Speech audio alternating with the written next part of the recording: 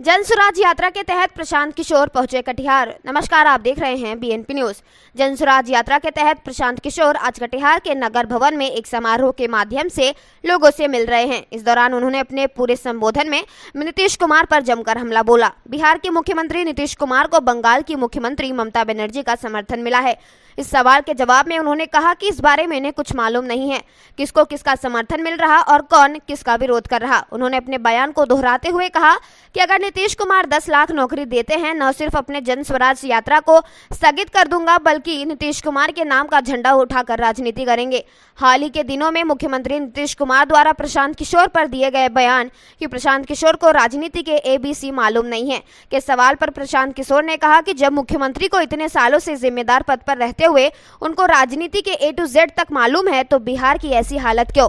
बताते चले कि जन स्वराज यात्रा के तहत आज प्रशांत किशोर कटिहार के नगर भवन में कटिहार के लोगों से मिलते हुए वर्तमान राजनीति पर अपनी बात रखा। BNP न्यूज के लिए कटिहार से रतन कुमार की रिपोर्ट।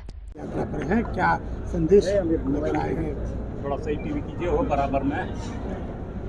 नहीं, मैंने जैसा 5 मई को पटना में प्रेस वार्ता के जरिए अनाउंस किया था कि जन स्वराज अभियान के तहत मैं पहले चरण में मई से 2 अक्टूबर के बीच, मई से सितंबर एंड तक बिहार के सभी राज्यों के सभी जिलों का भ्रमण करूंगा, लोगों से परिचय करने का एक प्रयास करूंगा। उसी संदर्भ में आज मैं कुछ घंटों के लिए कटिहार आया हूं। कल मैं बेगूसराय था, अभी मैं पूर्णिया जा रहा हूं। रास्ते में मैं यहाँ रुका हूं 3-4 घंटे के लिए।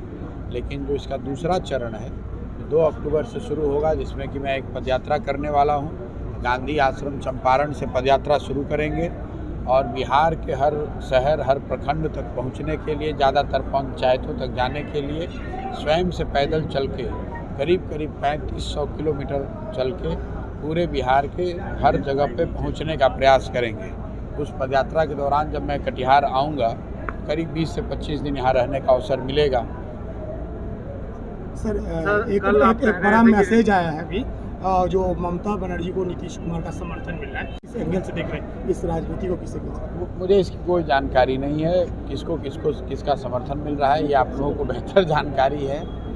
नॉर्मल लोकतांत्रिक प्रक्रिया है, लोग आपस में मिलते जुलते रहते हैं। एक दूसरे का समर्थन करना नहीं करना ये उनका व्यक्तिगत। नीतीश कुमार जी पर हमला कर रहे हैं कि 10 लाख, नीतीश जी के बारे में कह रहे हैं 10 लाख के लिए नौकरी दे देंगे तो आप उसकी झंडी लेके घूमेंगे, कितना सच होगा यदि नीतीश? नहीं, बिल्कुल ठीक बात है। मैंने ये कहा कि 16-17 साल मुख्यमंत्री रहने के बाद अगर नीतीश जी ऐसा कह रहे हैं कि साल भर में वो 10 लाख सरकारी नौकरी दे देंगे, तो बड़े आश्चर्य की बात है।